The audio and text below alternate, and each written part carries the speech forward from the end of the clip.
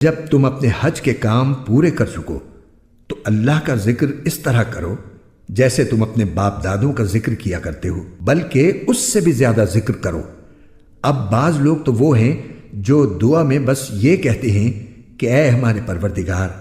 ہمیں دنیا میں بھلائی عطا فرما، اور آخرت میں ان کا کوئی حصہ نہیں ہوتا۔ اور انہی میں سے وہ بھی ہیں جو یہ کہتے ہیں کہ اے ہمارے پروردگار ہمیں دنیا میں بھی بھلائی عطا فرما اور آخرت میں بھی بھلائی، اور ہمیں دوزخ کے عذاب سے بچا لے۔ یہ وہ لوگ ہیں جنہیں اپنے اعمال کی کمائی کا حصہ ثواب کی صورت میں ملے گا،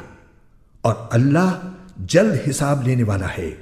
اور اللہ کو گنتی کے ان چند دنوں میں جب تم منی میں مقیم ہو یاد کرتے رہو، پھر جو شخص 2 ہی دن میں جلدی چلا جائے اس پر بھی کوئی گناہ نہیں ہے، اور جو شخص 1 دن بعد میں جائے اس پر بھی کوئی گناہ نہیں۔ یہ تفصیل اس کے لیے ہے جو تقوی اختیار کرے، اور تم سب تقوی اختیار کرو اور یقین رکھو کہ تم سب کو اسی کی طرف لے جا کر جمع کیا جائے گا۔